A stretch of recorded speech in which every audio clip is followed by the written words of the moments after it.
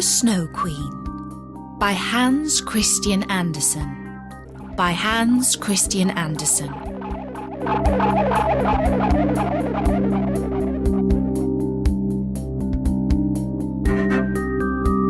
There was once a dreadfully wicked hobgoblin. One day he was in capital spirits because he had made a looking glass which reflected everything that was good and beautiful in such a way that it dwindled almost to nothing. But anything that was bad and ugly stood out very clearly and looked much worse. The most beautiful landscapes looked like boiled spinach, and the best people looked repulsive or seemed to stand on their heads with no bodies.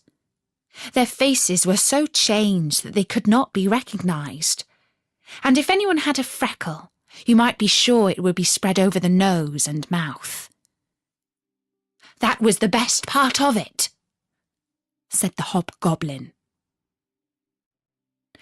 But one day the looking glass was dropped, and it broke into 1,000,000 billion and more pieces.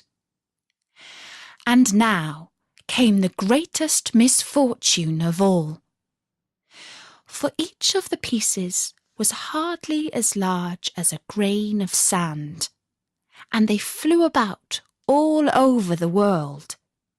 And if anyone had a bit in his eye, there it stayed.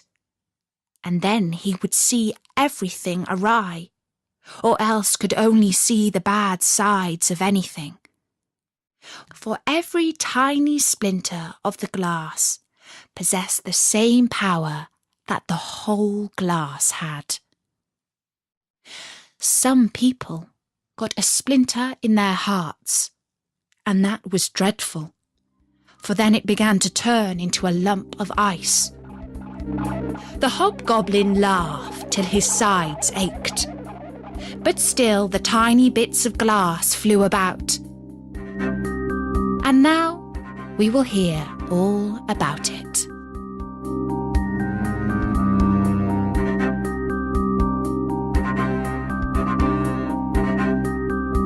In a large town where there were so many people and houses that there was not room enough for everybody to have gardens, lived two poor children.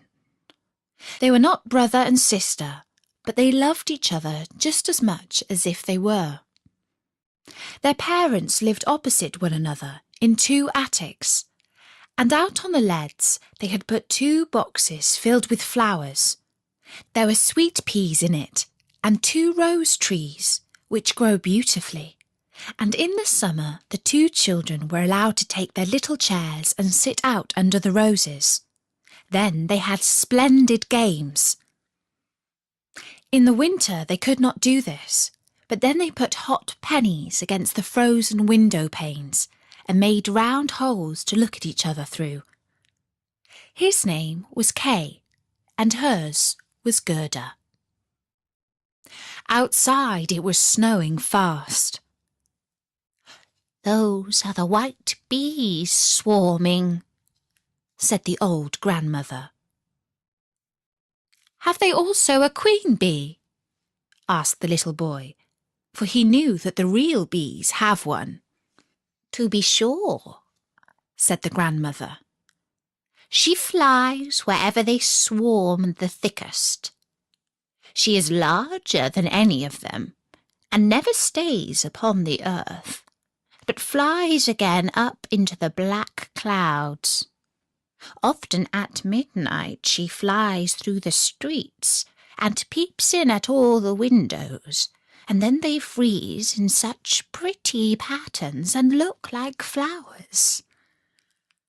"Yes, we have seen that," said both the children. They knew that it was true.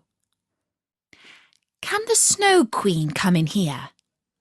asked the little girl. "Just let her," cried the boy.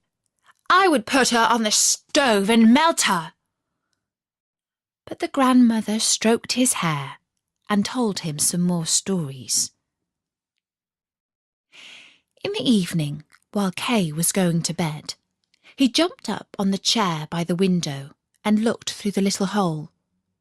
A few snowflakes were falling outside, and one of the largest lay on the edge of the window boxes. The snowflake grew larger and larger till it took the form of a maiden dressed in finest white gauze. She was so beautiful and dainty, but all of ice, hard, bright ice. Still, she was alive. Her eyes glittered like two clear stars, but there was no rest or peace in them. She nodded at the window and beckoned with her hand. The little boy was frightened and sprang down from the chair. It seemed as if a great white bird had flown past the window. The next day there was a harder frost than before. Then came the spring, then the summer, when the roses grew and smelt more beautifully than ever. Kay and Gerda were looking at one of their picture books. The clock in the great church tower had just struck 5, when Kay exclaimed, "Oh, something has stung my heart, and I've got something in my eye." The little girl threw her arms round his neck.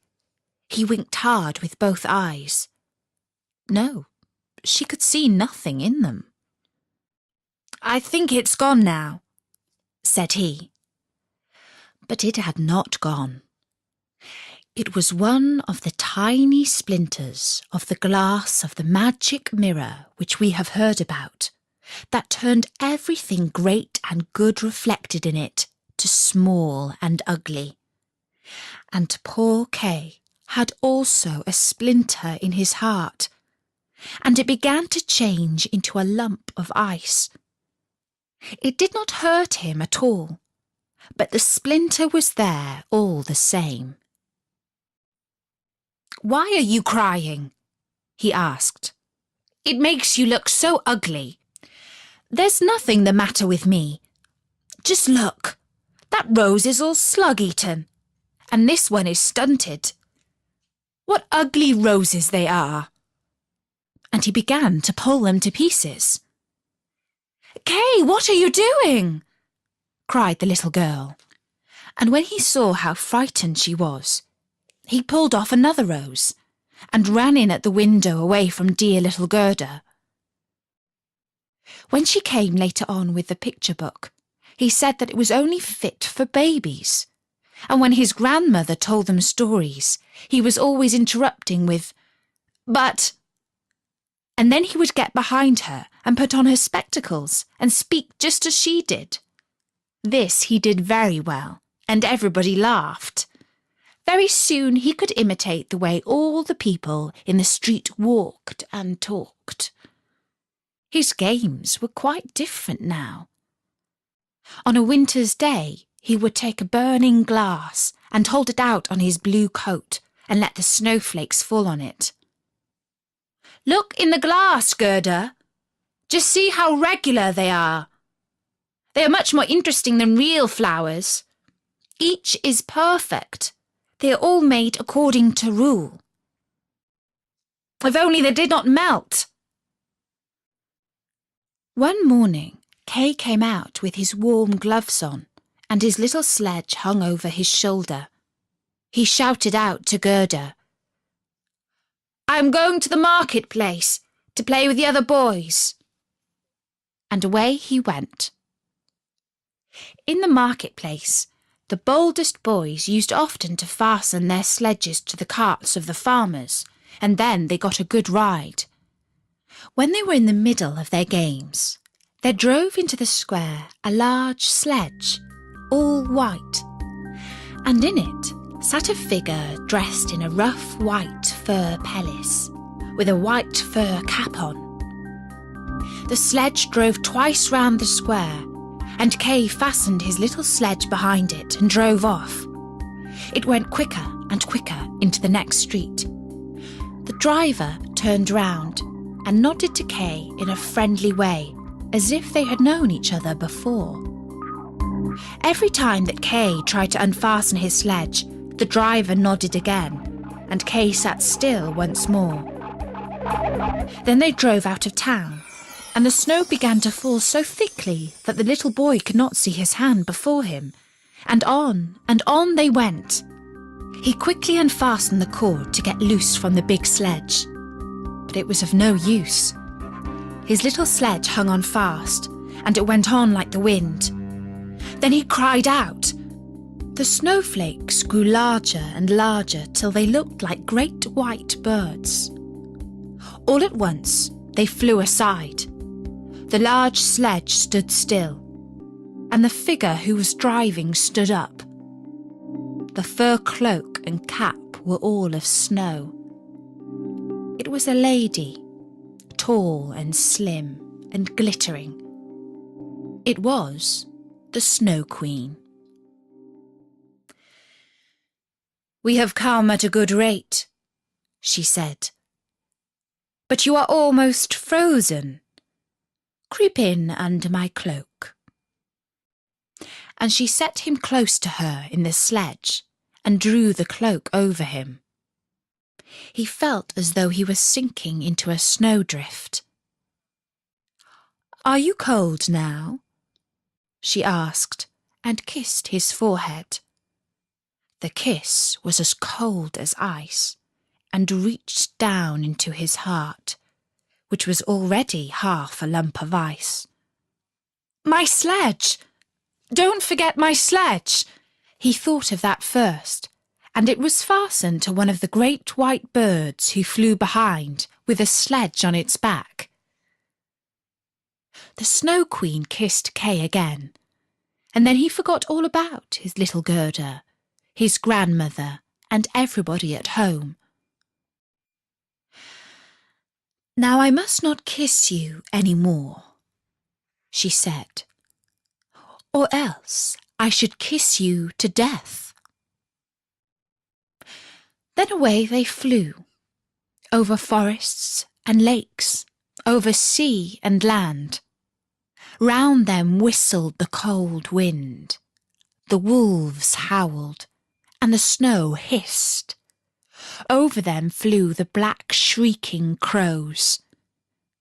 But high up the moon shone large and bright, and thus Kay passed the long winter night. In the day he slept at the Snow Queen's feet.